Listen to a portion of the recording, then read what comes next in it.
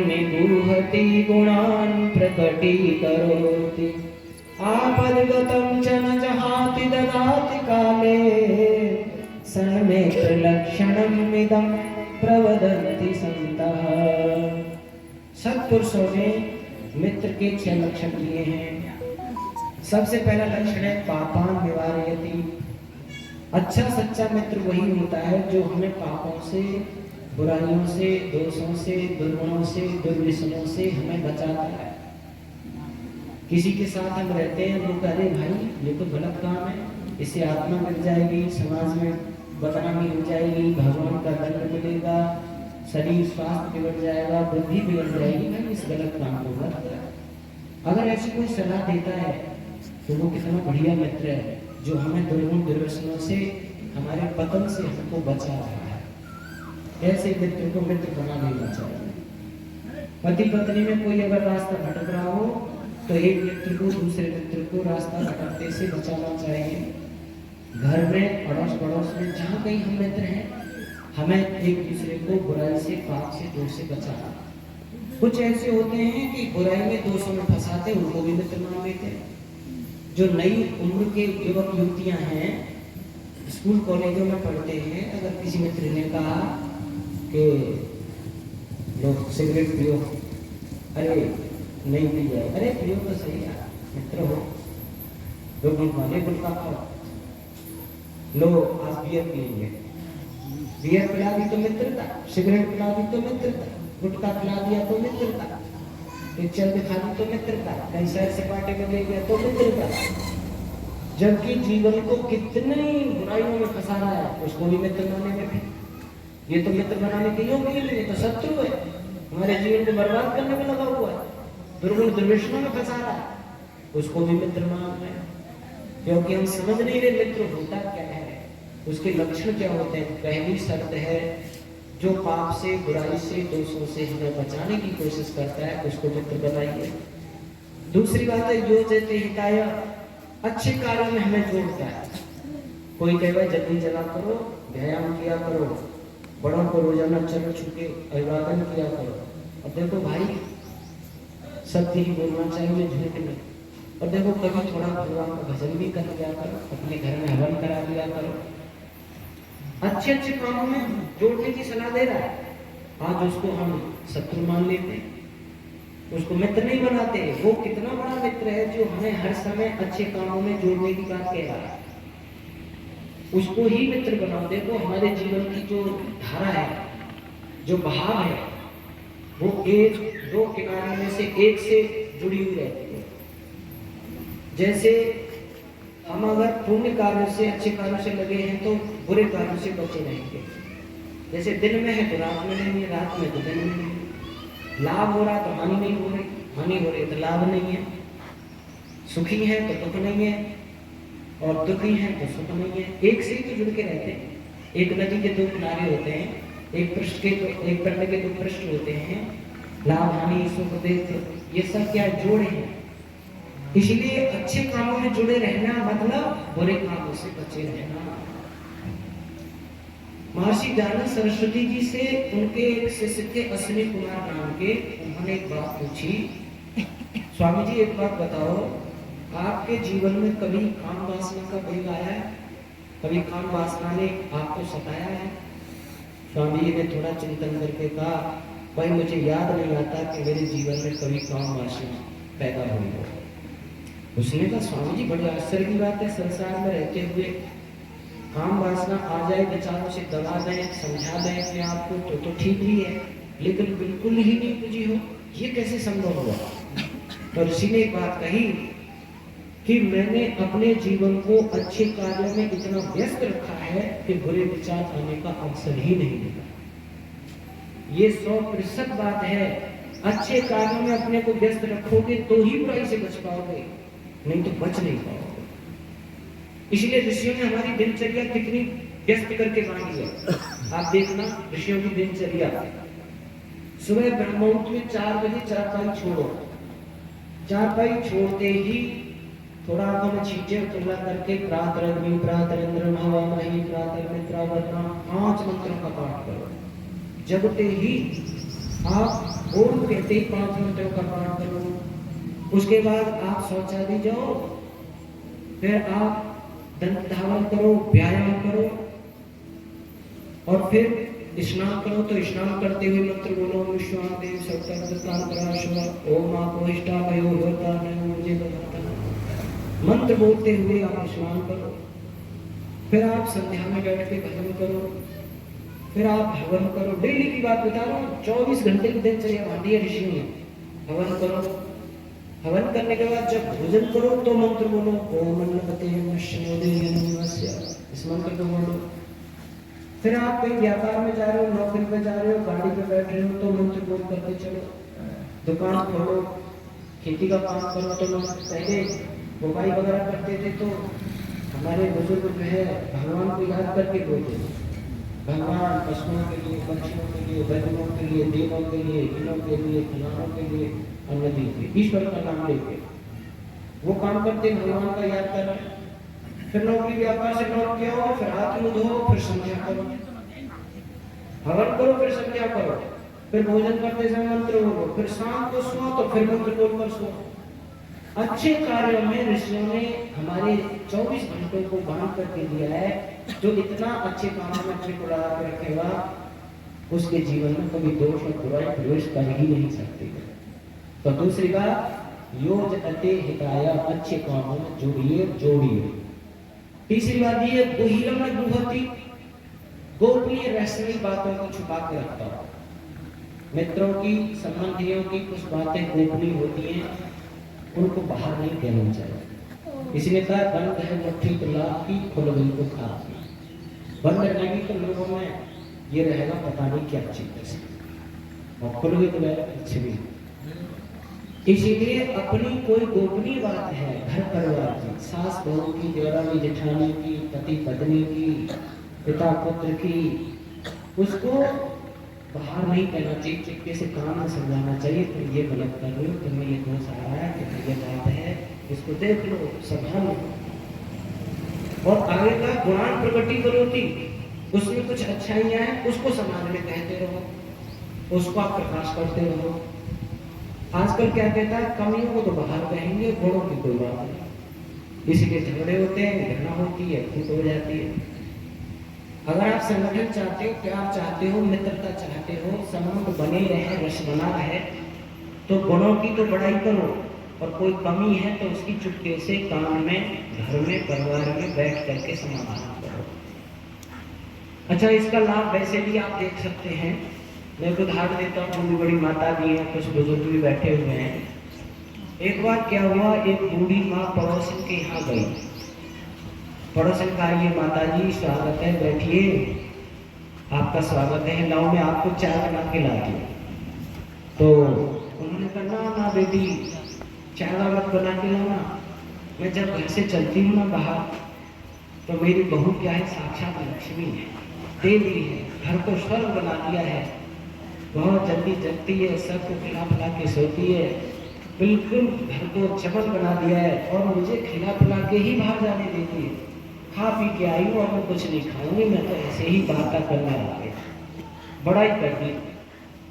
अब जब उसकी बहू पड़ोसन से जाके मिली, पड़ोसन ने कहा, तुम अपनी सास की इतनी सेवा करती है, बड़ी बड़ाई कर रही थी, घर को ऐसा बना दिया, बिना खाए पिए मुझे आने नहीं देती है, ये वो सारी बात कर दी। मन बहू सोचने लगी, मैं तो बेचारी को समय पर काली चाय बिना बना के, उन्होंने इतनी बड़ाई की। अब जैसे ही घर गई तो सास से बोली, सासू माँ बताओ, आप हलवा खाओगी, पकौड़े खाओगी, दूध से लोगी, चाय से आप जैसे कहोगी वही बनाओगी। सेवा शुरू हो गई। अब एक गुड़िया गई पड़ोस में, पड़ोस ने कहा, माता जी बैठो, स्वागत है, कुर्सी डाल दी, बैठो, अभी चाय बना के ले आके। हाँ लिया बेटी, क्या करें, हमारे तो भागी फूट गए, ऐसे काले मूड की आई है, घर में देर तक सोती रहे, ना झाड़ू देना आवे, ना बर्तनों को सही साफ करे, ना समय पर चाय भोजन बना के दे। तेरे जैसी फूल होती तो कुछ भाग्य होते, हमारी तो किस्मत ही फूट गई। अब जब उसकी बहू गई, पड़ोसन से मिली, तो पड़ोसन ने जो कहा सास ने कह दिया, ऐसे ऐसे कह रही थी, चाय भी ना बनाना, ना भोजन, न सफाई, न कुछ न कुछ, वो बोली अच्छा, अब उसने बुराई तो कर दी, अब खिलाऊंगी पराठे मुझे। तो बुढ़ापे में काली चाय भी मिलना मुश्किल हो जाए। इसलिए बहू बेटा नाती पोते जितने भी हैं उनकी बाहर बड़ाई किया कर। घर के संबंधियों की बड़ाई करना चाहिए। मेरे बेटा में, बहू में, नाती में, पोते में, फलाने में ये अच्छा, ये अच्छाइयाँ भी होती हैं। मैं झूठ बोलने की बात नहीं कर रहा हूँ, मैं तो झूठ बोलूँ, पर अच्छाइयाँ भी होती हैं, उनको नहीं कहते हम। कोई कमी है उसको ही ज्यादा बखान करें, उसकी दुनिया में कहते हैं बिलोरा पीटे।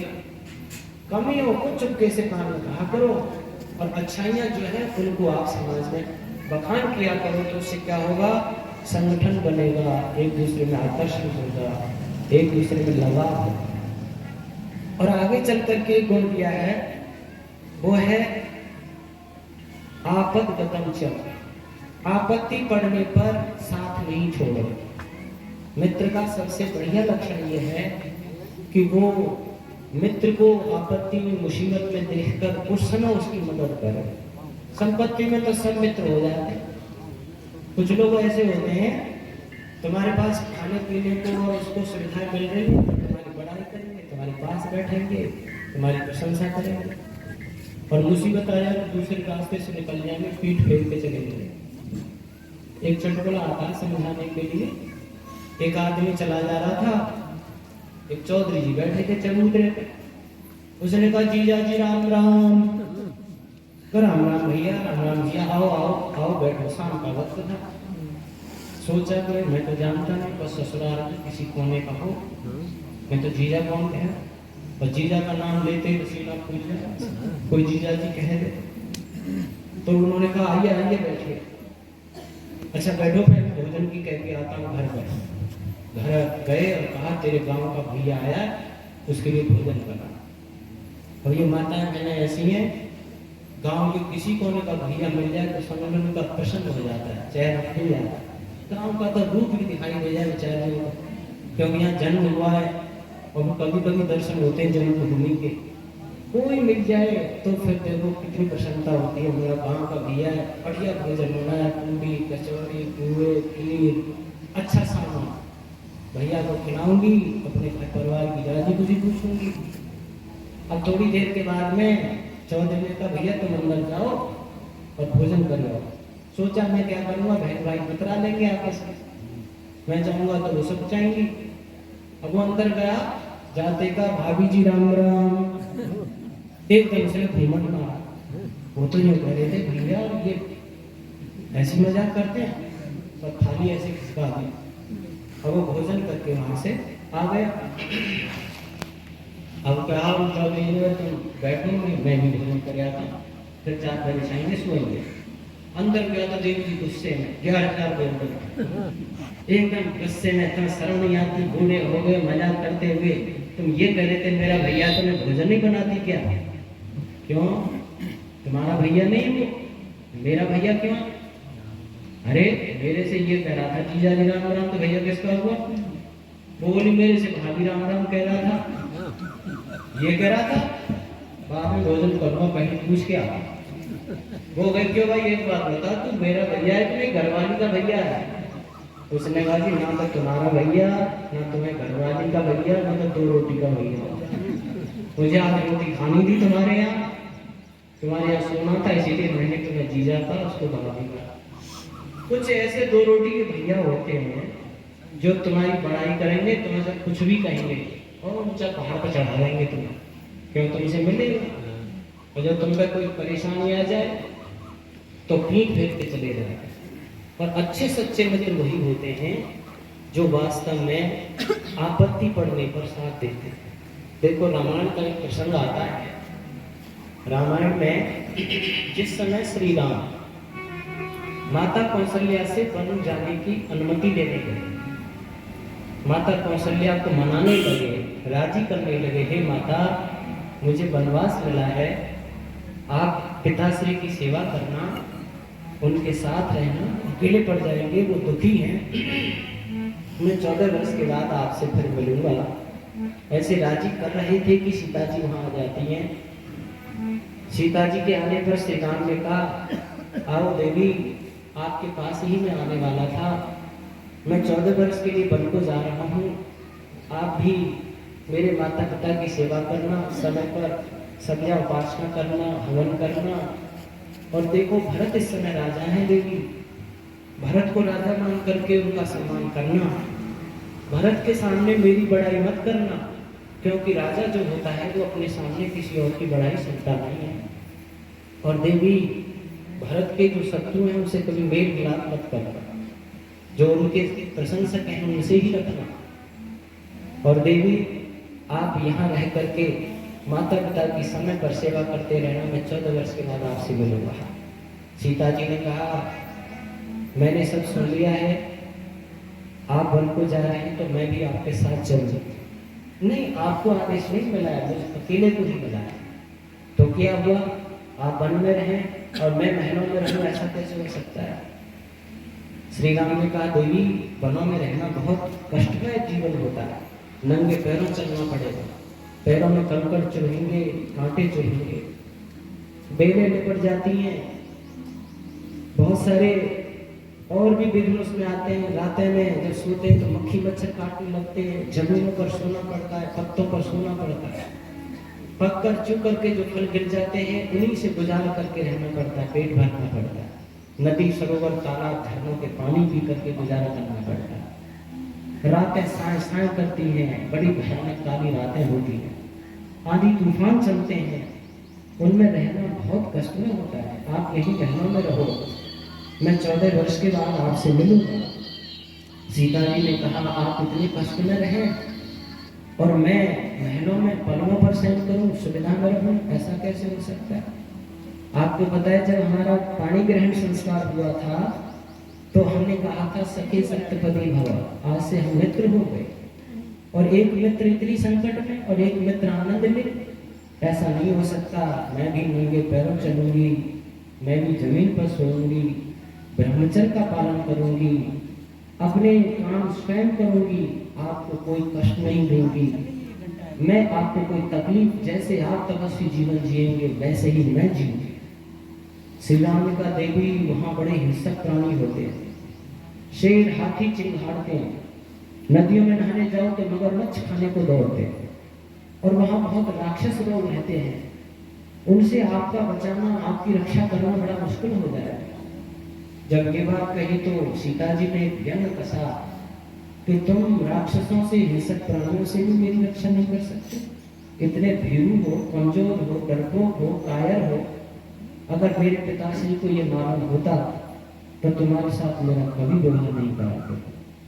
अर्थात उस समय जब ये व्यंग कसा और सीता जी ने निवेदन किया साथ चलूंगी वन में तेरे, अर्थात मुझे अपने साथ ही ले चलो। बिना आपके न रह सकूंगी हो,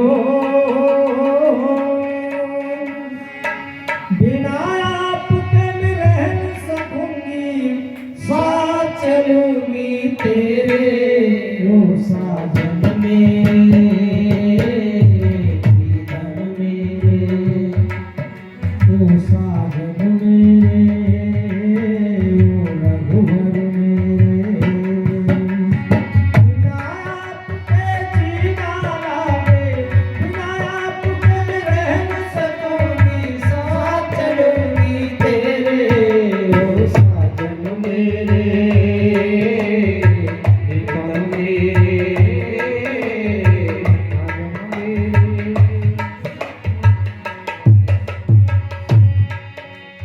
सबने कूटनीति अपनाई, इसमें होगी नहीं भलाई, सबने कूटनीति अपनाई, इसमें होगी नहीं भलाई। मुझे याद आई उस दिन की हो, मुझे याद आई उस दिन की, साथ पड़े थे फेरे ओ साजन मेरे,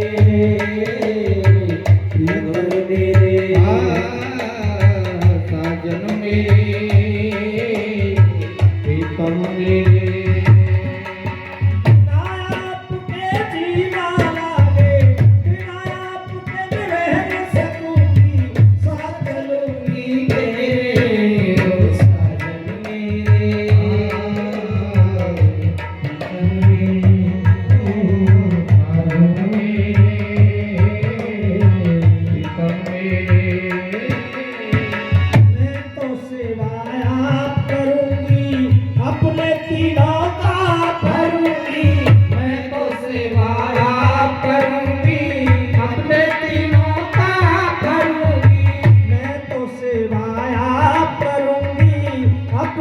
तीनों ताप हरूंगी, मैं तो सेवा आप करूंगी, अपने तीनों ताप हरूंगी। नहीं डरूंगी सरक भेड़िए हो, नहीं डरूंगी सरक भेड़िए, गरजने शेर बघेरे। ओ साजन मेरे, प्रीतम मेरे, और मेरे ओ बिना आपके रह न सकूंगी, बिना आपके रह न सकूंगी, साथ चलूंगी तेरे। ओ साजन मेरे, प्रीतम मेरे, और